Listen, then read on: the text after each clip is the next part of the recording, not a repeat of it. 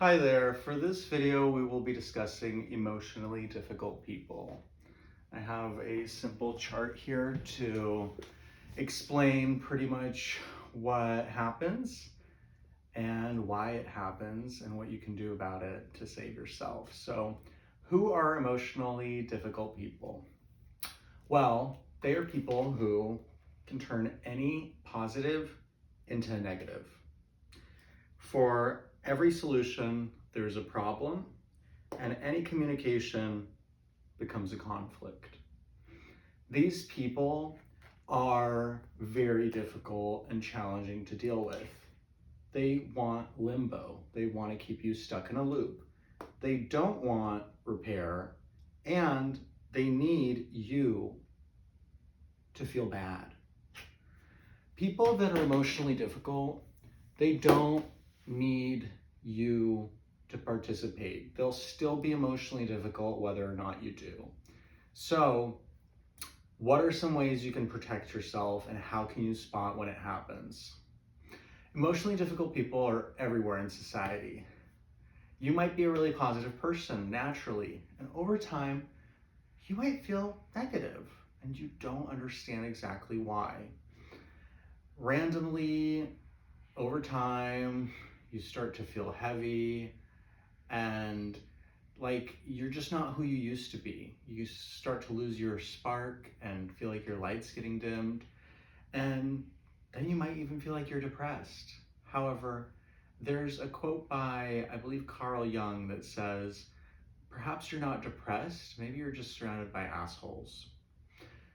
It's important to realize that some situations and people aren't wanting to fix it.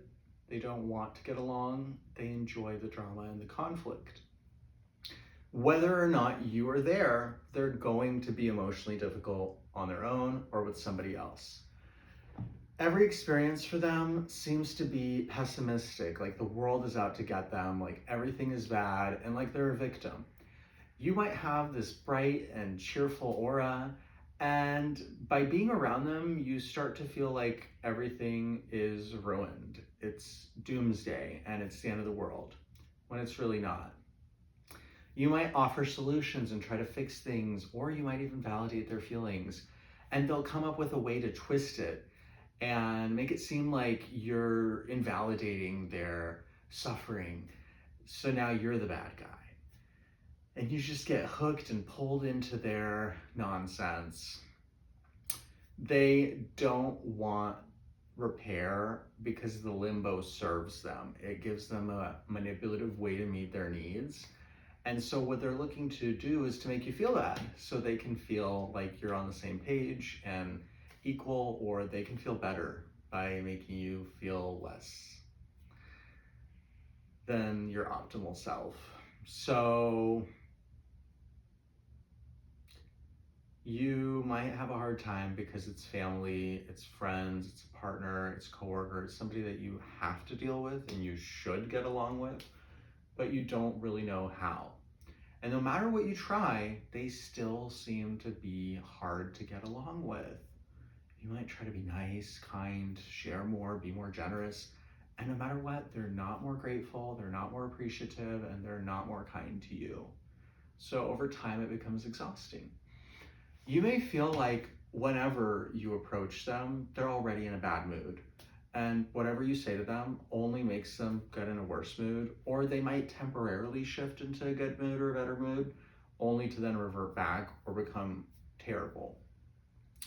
How can you spot somebody who's emotionally difficult? Because sometimes somebody's just having a bad day, right? Or they're just having a bad week, or they're going through grief or loss or pain, and it's important to empathize for them and be there for them. However, it's a pattern when you start to notice that the person that is experiencing these conflicts in their life doesn't really seem to want to resolve them. And it seems like they almost enjoy it. And they are the underlying common denominator between all of the experiences. It seems a little suspicious. Like, why is everybody else always the problem? Why are all these things always happening to them? And why is it when I try to get along with them and fix things or repair or just bring good energy, that they're always in a shit mood. And they can even bring your mood down with them if you let them.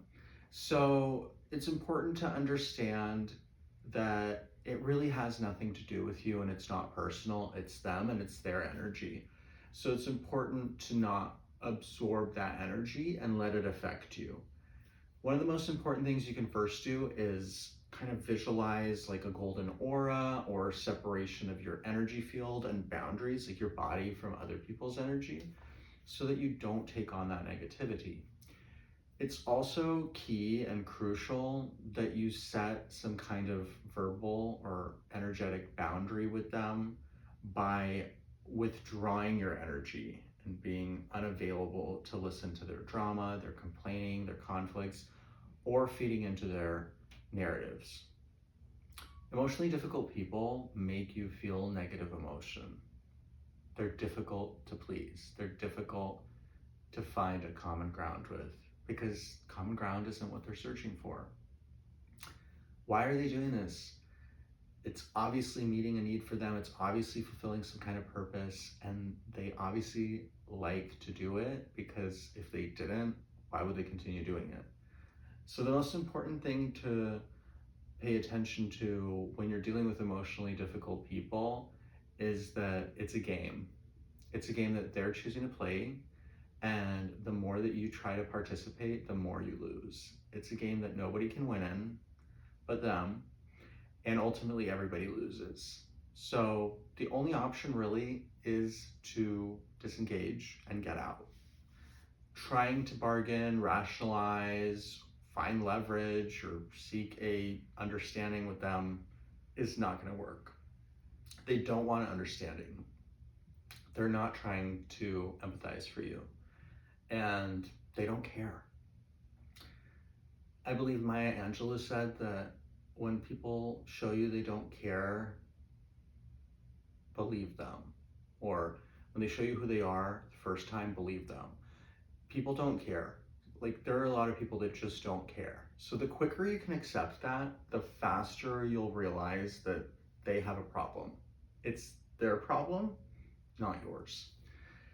When you are at peace with this whole scenario and you stop trying to deal with them, they might actually become more emotionally difficult, because they see that it's not working on you, or you're withdrawing, and all of a sudden they're losing this control that they thought they had, even though it was just an illusion. It's perhaps going to be challenging and, of course, more and more difficult to get them out of your life the further away you get, because that's all they really know how to do. They aren't trying to take accountability or apologize or change. And it's much easier to deflect it all on you, or blame the world, or cause havoc, because they feed off of the chaos and drama. Why else would they gossip? Why else would they control people? Why else would they stir up all this negativity? It's all that they want, because it's all that they really know. Their whole self-concept is built on being emotionally difficult. Emotional ease feels uncomfortable to them. It's like something's awkward or weird in the room. Like, that feels negative to them, because they feel good when they bring others down. They feel good when they don't have to face themselves, and they feel good when things are in their control, because they're the one calling the shots. So as soon as that game is up, they shift, but not in the best ways. And they might actually even pretend that they are going to be emotionally easy all of a sudden. They're not. They don't want to get along, they don't care, and they're just putting on a show. You can have empathy and compassion and understanding with certain people, and you can have grace and forgiveness and be kind. Yet there's a line, and once you notice that somebody's emotionally difficult, that's like when there's a crying baby that just is being a tyrant. They want their way, and no matter what, they're going to keep screaming and throwing a fit till they get their way. And oftentimes they do. They get their way because people want them to shut up. People want them to stop complaining and bitching and being annoying about whatever it is that they find negative. Or people just give them the solution and do it for them and fix it, because they don't want to hear about it anymore, or it's starting to make them feel negative. So they're like, I just want to feel positive. Here, have it. Take the thing, or here, I'll do it. And that's exactly how they learn that they can do this kind of technique. And that's exactly what it is a strategic method to get what they want. And when you stop giving it to them, they're either gonna amp up the negativity, or they're gonna pretend they're all of a sudden positive to get you to comply until they go back into being as emotionally difficult as they were before, or even punish you for standing up to them. And then they'll be more and more difficult right when you least expect it. Emotional, difficult people are a wake of chaos. They leave destruction wherever they go. They simply don't consider other people's feelings because the whole world just seems to be about their problem, their pessimism, their glass half full or half empty, and never half full type of perspective. And you're the one that gets to be the punching bag. You're the one that's always in the line of fire. You're the one that's always having to put up with their consequences, their expenses, their problem, their bullshit. And as soon as you set a line, a boundary, or just withdraw, all of a sudden you're this horrible person, and there's a whole guilt trip that comes with it. There's really usually no winning.